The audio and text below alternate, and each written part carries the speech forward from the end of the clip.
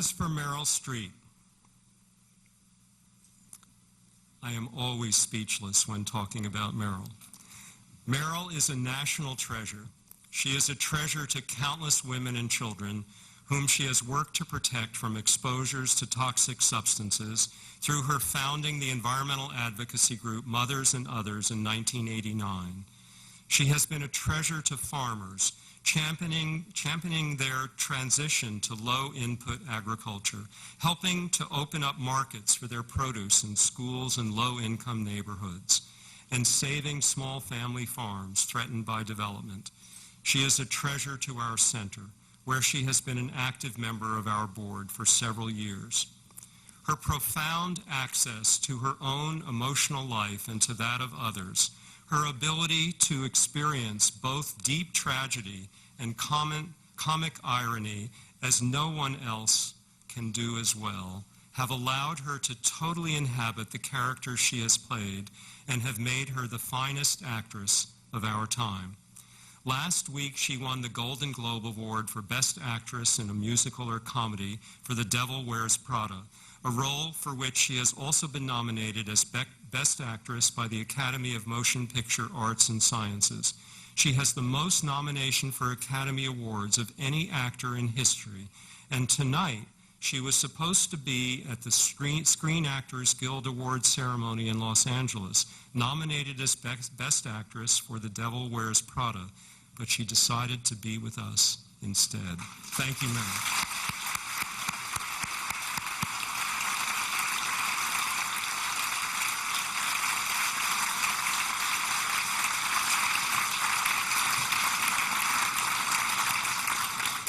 Meryl, we have loved you as Miranda Priestley, Dr. Lisa Metzger, Ethel Rosenberg, Karen Silkwood, Joanna Kramer, and Sophie Zawistowski. But most of all, we love your roles as passionate, committed environmentalist and very dear and generous friend. Meryl.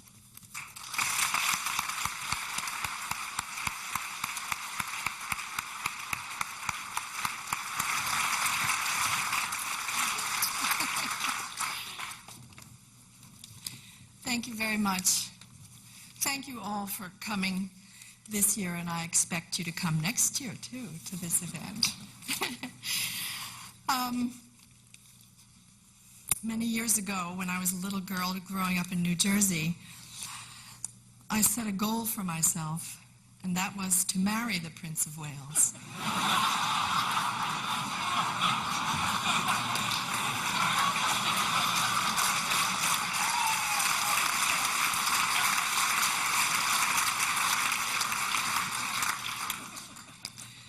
Now, in my dotage with my reading glasses on, I get to show you my appreciation in a different way.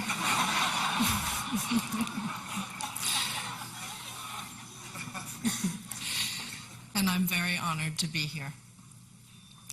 His Royal Highness the Prince of Wales has talked about his environmental concerns since he was 21 years old, or probably before that. In one of his very first public speeches, he spoke of the horrifying effects of pollution in all of its cancerous forms. The Prince has said that his position as heir to a throne which is passed down from generation to generation gave him a very special appreciation as a young man of the need to take the long-term view. Notable among a long list of his environmentally thoughtful initiatives is the Prince's record in promoting the reduction of pesticides and other contaminants in agriculture and in advocating for sustainable farming practices. The Prince recognizes, because he is a local farmer, that he needs to engage local farmers who care about their land and the welfare of their neighbors and workers. He transformed his own farm at Highgrove. Am I doing something wrong? Oh, I feel like a princess.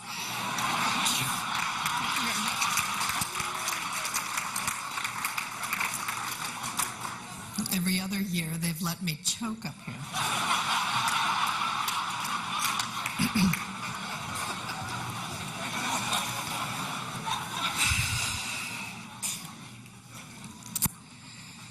In 1990, His Royal Highness launched his own food company, Duchy Originals, to help small farms find new markets for their products. And the very first product was a biscuit made of wheat and oats, grown organically at Highgrove.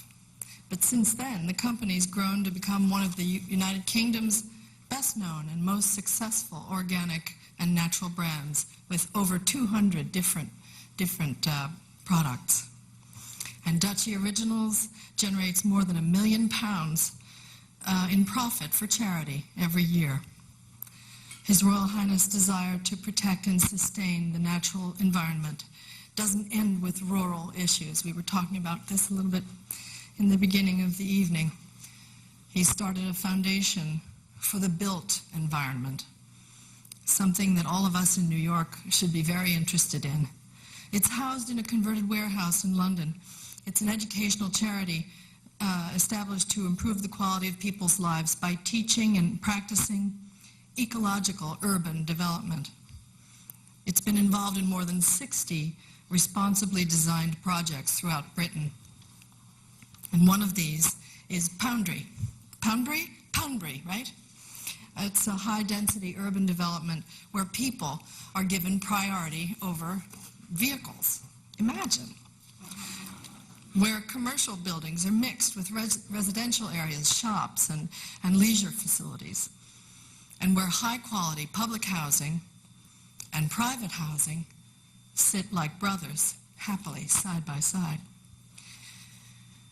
Again and again, the Prince has argued that the most important reason we need to act urgently to protect the environment is the health of our children and our grandchildren.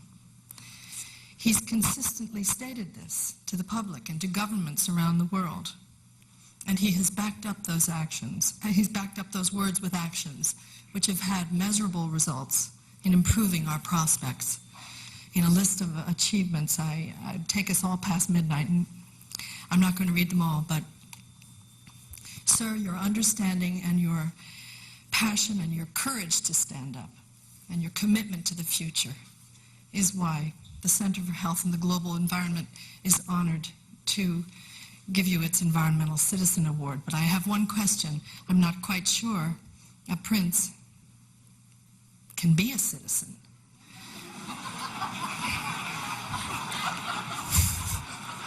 But maybe just for tonight.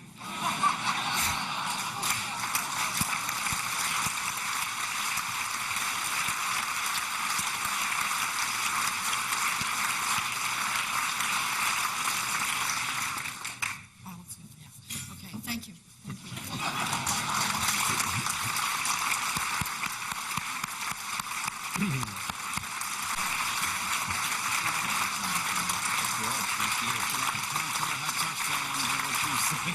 I'm holding it high up so that they can sitting in front person. No, it's fine.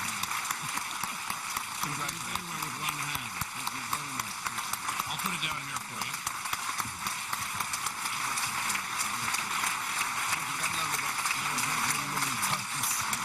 That was wonderful. It's worth coming all the way to know what you're dreaming about.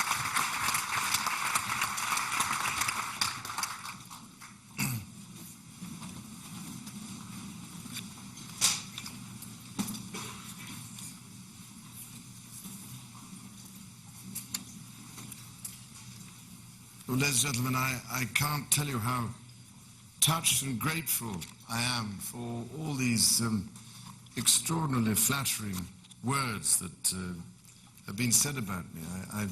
I find it rather strange after all these years of being at the end of a certain amount of abuse. And all I can say is fame at last. It's rather encouraging.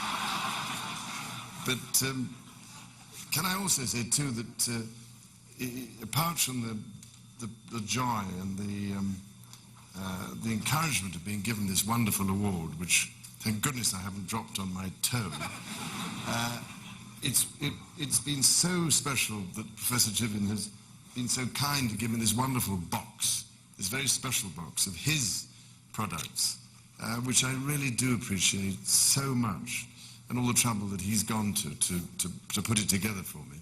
And I only hope that it actually gets through British customs at the other end, and the various levels of hygiene police and all these other people.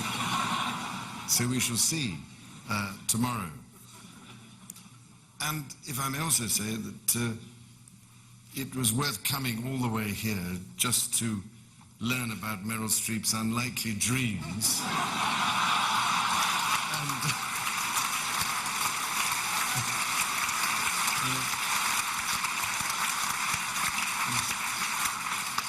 Entirely made my year. And not only that, but the fact that she's been here tonight with us is really remarkable, when I'm sure she'll get into trouble from her agents and all the other people in the film companies and goodness knows who else.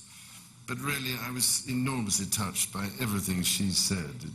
I really don't know what to say, but it is encouraging to know that she at least has heard about some of the things I've been trying to do all these years. And of course, what Al Gore